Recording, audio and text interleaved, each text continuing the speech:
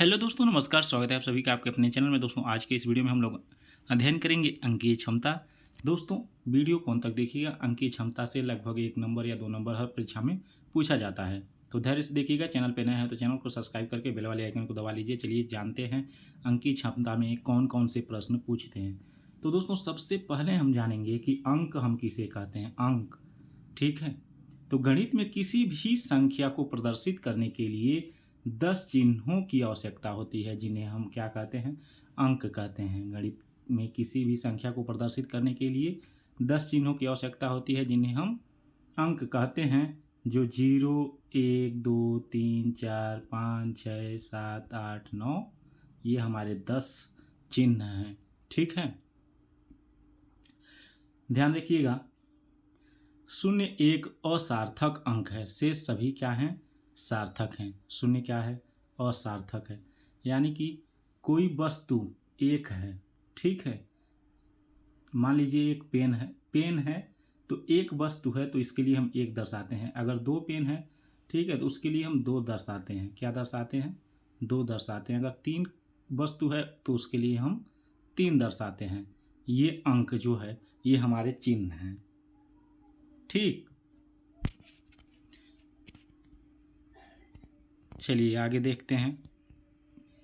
संख्या हम जान लेते हैं। संख्या किसे कहते हैं। छोटी छोटी बातों को हम ध्यान से जानेंगे, और छोटी छोटी बातें ही परीक्षा में अक्सर बड़े बड़े विद्वान गलती कर जाते हैं, ठीक है। तो अंकों के सार्थक समूह को क्या कहते हैं, संख्या। जैसे कि 11 हो गया, 12 हो गया, 115 हो गया, 4520 हो गया, ये हमारे सार्थक अंक हैं, जिन्हें हम काउंट कर सकते हैं, ठीक है। संख्याओं के प्रकार में सबसे पहले हम जानेंगे प्राकृतिक संख्या, यानी कि नेचुरल नंबर। वे संख्याएं जिन्हें हम गिन सकते हैं, यानी कि ध्यान से देखिएगा, वे संख्याएं हम जिन्हें गिन सकते हैं, यानी कि काउंट कर सकते हैं।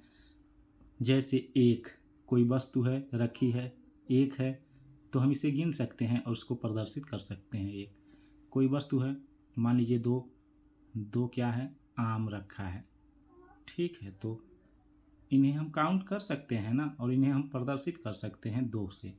तो इस प्रकार से जिन्हें हम गिन सकते हैं उन्हें प्राकृतिक संख्या कहते हैं। 1, 2, 3, 4 डॉट डॉट डॉट इनफाइनाइट।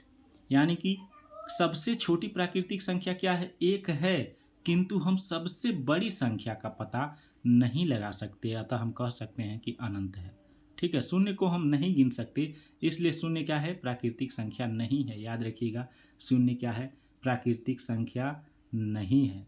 0 प्राकृतिक संख्या नहीं है, यानी कि 0 is not equal to natural number, यानी कि 0 क्या है, प्राकृतिक संख्या नहीं है।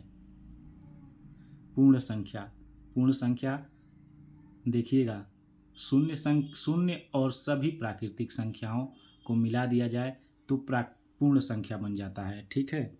सबसे छोटी पूर्ण संख्या आप 0 कह सकते हैं। सबसे छोटी पूर्ण संख्या यहाँ पे आप 0 कह सकते हैं। अब ध्यान से एक बात और देखिएगा, बहुत ही महत्वपूर्ण है।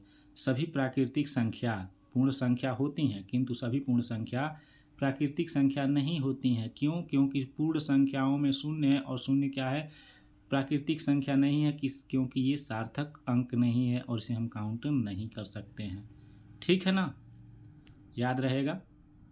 चलिए अब देखते हैं पूर्णांक।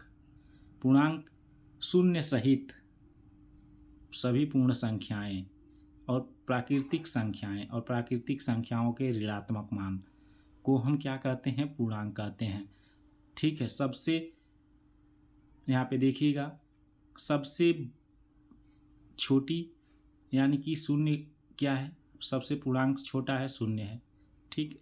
0 नहीं है, ठीक। सबसे छोटा पूर्णांक हम ज्ञात नहीं कर सकते यहाँ पे, क्योंकि ऋणात्मक डॉट डॉट डॉट अनंत तक जाएगा। सबसे यहाँ पे यही लोग गलती करते हैं, पूछता है सबसे छोटा पूर्णांक, तो 0, 1, 2, 3 दिया रहता है, 0 मार देते हैं, क्योंकि यहाँ पे माइनस में जाएगा, माइनस में, और वो भी ज्ञात हम नहीं कर सकते हैं कहाँ तक जाएगा, और सबसे बड़ा भी हम नहीं ज्ञात कर सकते हैं, ठीक है। अब कह सकते हैं कि सबसे छोटा धन पूर्णांक या सबसे बड़ा ऋण पूर्णांक हम बता सकते हैं यहाँ पे।